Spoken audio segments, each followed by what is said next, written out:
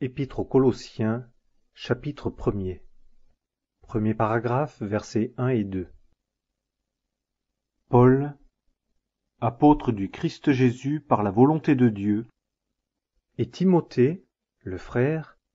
aux saints et fidèles frères en Christ qui sont à Colosse, grâce et paix à vous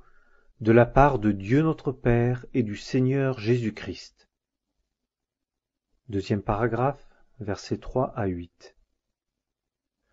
Nous rendons grâce au Dieu et Père de notre Seigneur Jésus-Christ, priant toujours pour vous, ayant ouï parler de votre foi dans le Christ Jésus et de l'amour que vous avez pour tous les saints, à cause de l'espérance qui vous est réservée dans les cieux et dont vous avez déjà ouï parler dans la parole de la vérité de l'Évangile, qui est parvenue jusqu'à vous, comme aussi il l'est dans tout le monde, et qui porte du fruit et croît, comme aussi parmi vous,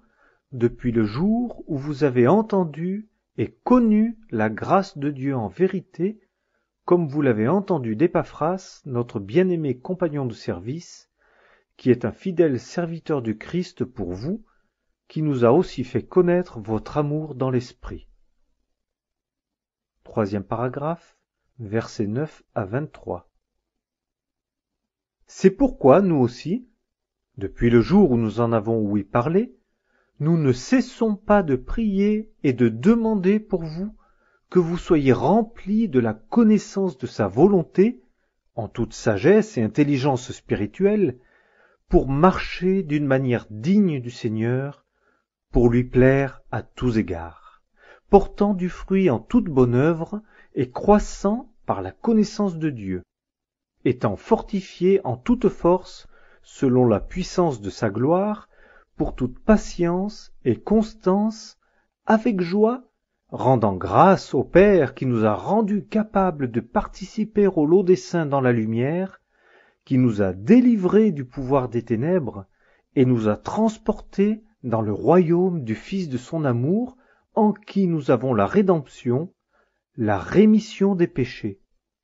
qui est l'image du Dieu invisible, le premier-né de toute la création. Car par lui ont été créées toutes choses, les choses qui sont dans les cieux et les choses qui sont sur la terre, les visibles et les invisibles,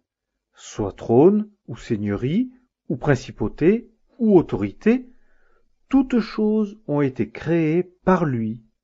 et pour lui. Et lui est avant toute chose, et toute chose subsiste par lui.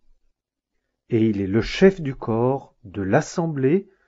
lui qui est le commencement, le premier-né d'entre les morts, afin qu'en toute chose, il tienne, lui, la première place. Car en lui, toute la plénitude s'est plu à habiter, et par lui, à réconcilier toute chose avec elle-même, ayant fait la paix par le sang de sa croix. Par lui, soit les choses qui sont sur la terre, soit les choses qui sont dans les cieux. Et vous, qui étiez autrefois étrangers et ennemis quant à votre entendement, dans les mauvaises œuvres, il vous a toutefois maintenant réconciliés dans le corps de sa chair, par la mort, pour vous présenter saints et irréprochables et irrépréhensibles devant lui, si du moins vous demeurez dans la foi, fondés et fermes, et ne vous laissant pas détourner de l'espérance de l'Évangile que vous avez ouï, lequel a été prêché dans toute la création qui est sous le ciel, et duquel, moi, Paul, je suis devenu serviteur. Quatrième paragraphe, versets 24 à 29. Maintenant, je me réjouis dans les souffrances pour vous, et j'accomplis dans ma chair ce qui reste encore à souffrir des afflictions du Christ pour son corps, qui est l'assemblée, de laquelle moi je suis devenu serviteur, selon l'administration de Dieu qui m'a été donnée envers vous, pour compléter la parole de Dieu, savoir le mystère qui avait été caché dès les siècles et dès les générations, mais qui a été maintenant manifesté à ses saints, auxquels Dieu a voulu donner à connaître quelles sont les richesses de la gloire de ce mystère parmi les nations, c'est-à-dire Christ en vous, l'espérance de la gloire, lequel nous annonçons, exhortant tout homme et enseignant tout homme en toute sagesse, afin que nous présentions tout homme parfait en Christ. À quoi aussi je travaille,